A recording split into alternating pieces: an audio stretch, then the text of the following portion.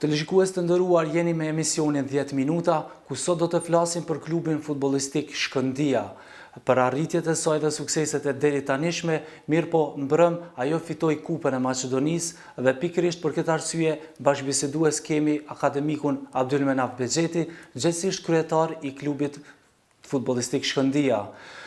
Zotri Bexheti, mirë se erdhët në emisionin tonë. Faleminderit për ftesën. Deshëm t'ju pyesim, mbrëm ju fituat Kupën e Maqedonisë. A mendoni se është arritje e mjaftueshme për këtë sezon duke pas parasysh gjitha ato investimet që keni bërë në klubin tuaj? Pyetje goxha sfiduese në fakt. E mjaftueshme është për realizimin e atij targeti që ishte përcaktuar, sepse siç e dini ne kishim përcaktuar 2 target kryesor dhe targeti i parë që ishte madhor ishte kampionati i vendit që fatkeqësisht nuk u arrit të përmbushet, ndërsa targeti i dytë që ishte përpjestimisht i rëndësishëm ishte edhe fitimi i Kupës së Republikës Maqedonisë. Në këtë rast është ky çmim apo ky trofe është me një rëndësi të veçantë nga aspekti i saj, sepse për herë të parë klubi futbollistik Shkëndija në historikun e saj për 37 vitesh po e sjell në vitrinat e veta. Dhe prandaj nga ky aspekt pra ka një rëndësi edhe më të lartë ndoshta nga kuptimin e matshmërisë me atë se çfarë potencialesh janë investuar dhe sa e arsjeton kjo përmbushjen e investimeve, siç ju e parashtuat pyetjen. Pra nëse mund të matim në një aspekt me matshmëri dhe kvantifikim financiar ekonomik, sigurisht që mund të thuhet se është përmbushje pjesërishme e objektivave, por jo edhe përmbushje plot. Do të kishte qenë përmbushje plot, po të kishim marrë të 2 trofet në këtë rast. Mbrëm ballistët shpalosen disa pankarta në të cilat nënkuptoi disa padrejtësi që janë bërë në këtë sezon klubit futbollistik Shkëndija. A e ndoni edhe ju atë mendim se janë bërë, kushtimisht ta quaj, padrejtësi nga Federata e Futbollit të Maqedonisë, gjithsesi përmes referëve apo edhe nga Ministria e Punëve të Brendshme? Si e cilësoni? Absolutisht pajtohem dhe ndajmë atë, jo pse e kanë shprehur ballistët, por për shkak se ajo është një vërtetë e pakontestueshme, për cilën edhe ne në mënyrë të shkruar dhe sistematike e kemi paralajmëruar, e kemi paraqitur dhe e kemi dëshmuar. Pra, ka pasur në një farë mënyre një sjellje, do të kisha thënë, jo korrekte, jo fair në të gjitha aspektet e saj. Pra, ju përmendet tu disa komponente në sistemin e delegimit të referimit, apo edhe mënyrës së referimit dhe forma tjera, po unë mendoj se ka pasur edhe aspekte të tjera, me vetë faktin që nuk kanë qenë vendimet dhe politikat e federatës dhe institucioneve sportive në funksion të mirë kuptimit të pozitës në cilën ka qenë Shkëndija. Si një klub me investitor shumë serioz, si një klub me një strukturë shumë serioze, dhe edhe me sakrificat, të themi, ekonomiko-financiare shumë të mëdha. Dhe kjo nuk ka qenë kompatibile duke pas parasysh edhe arsyet objektive. Pra, ne sikur u lam ënësh dhe u harruam kuptimin e saj se lojtari më i mirë dhe investimi më i madh i klubit që ishte Ferhan Hasani, u lëndua pikërisht në kontributin e tij që dha në reprezentacionin dhe përfaqësuesen e Maqedonisë. Dhe kjo është në funksion të mos mirënjohjes së kësaj sakrifice.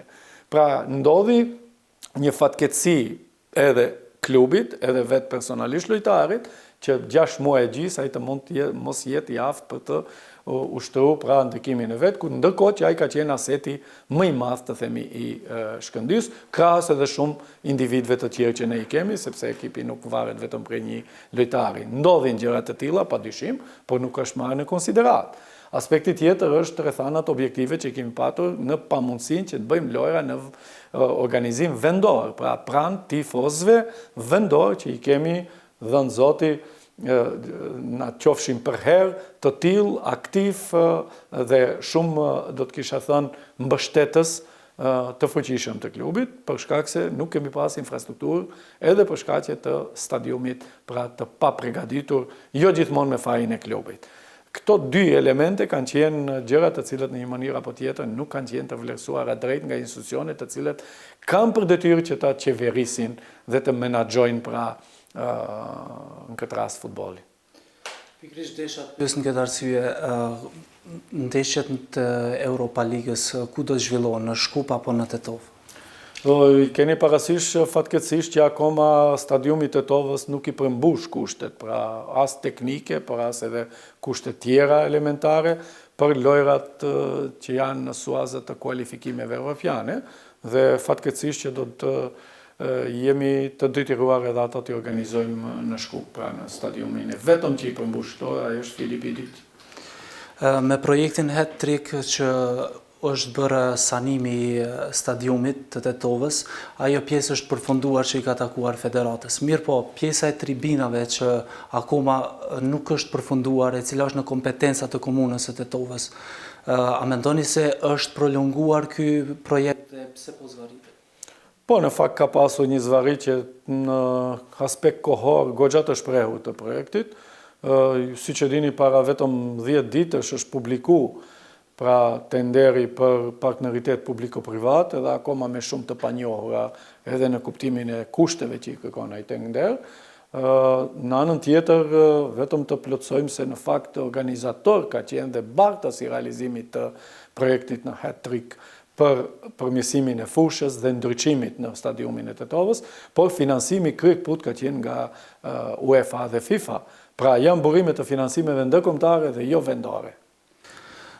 Desha të pyes se pas këtij sezoni Shkëndija vetëm se ka siguruar pjesëmarrje në grupe në Ligën e Europës, a keni ambicie ndonjë përforcim për këtë sezon që tregoni rezultate?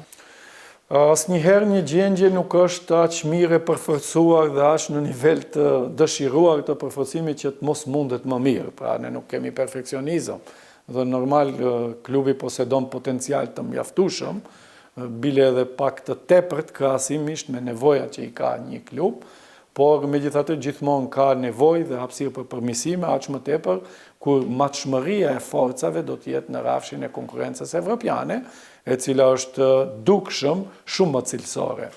Në garimet vendore, Shkëndija në kapacitetin sportiv ka dëshmuar se ka cilësi bile të them të më të lartë se sa atë që kërkojnë standardet vendore.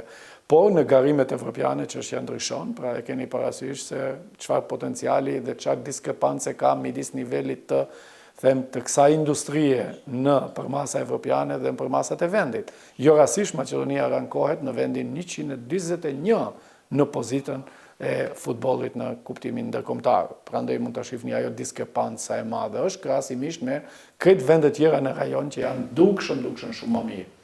A mund të më thoni ndonjë emër me ndonjë futbollist që mund ta sjellni si freskim për gjithë tifozët? Nuk mund të specifikoj fatkeqësisht për momentin emra të veçantë, besoj që akoma edhe nuk është në proces afati i kalimit, por kemi patur në 2-3 raste të cilët edhe si emra të tillë, pra ne kemi një rast një lojtari në pikën e sulmit, apo të them në repartin e sulmit, i cili ishte i kontraktuar prej ne, ishte lojtari Kufe nga Nigeria, po për shkak të angazhimit të tij në lojrat dhe të them më shumë në kupën braziliane, pikërisht në këtë periudhë që ne kemi nevojë për lojra evropiane, ai duhet të jetë i angazhuar tërësisht atje, nuk kemi arritur akoma transferin e tij, por ndyshe është në, të them më shumë në bordin apo në pjesën e planeve që i ka klubi futbollistik Shkëndija. Në fakt, dy janë pozitat në cilët ne kërkojmë një përforcim të dukshëm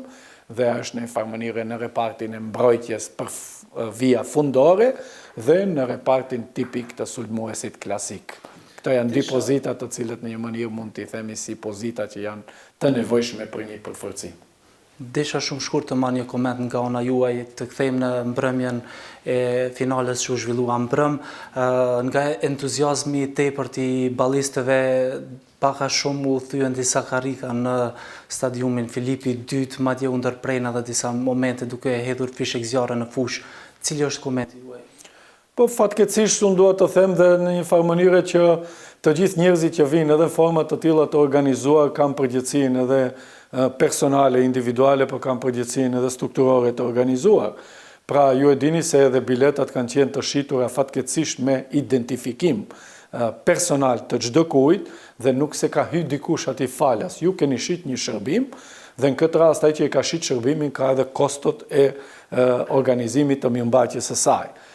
Organizatori i lojës ka qenë Federata e Futbollit në Maqedoni dhe të gjitha këto dëme që mund të jenë shkaktuar fatkeqësisht që duhet të jetë edhe një porosie e jona që spaku të mos ndodhin dhe s'kemi nevojë ne për të treguar dhe dëshmuar mlef ndaj gjësendeve, pajisjeve, vlerave dhe aseteve që i kemi të përbashkët, ka se në instancë fundit, pra stadiumi Filipi II nuk është i askujt, pavarësisht se ati në mënyrë të pa drejt konkurrenti jon kryesor i ka bërë lojrat Vardari.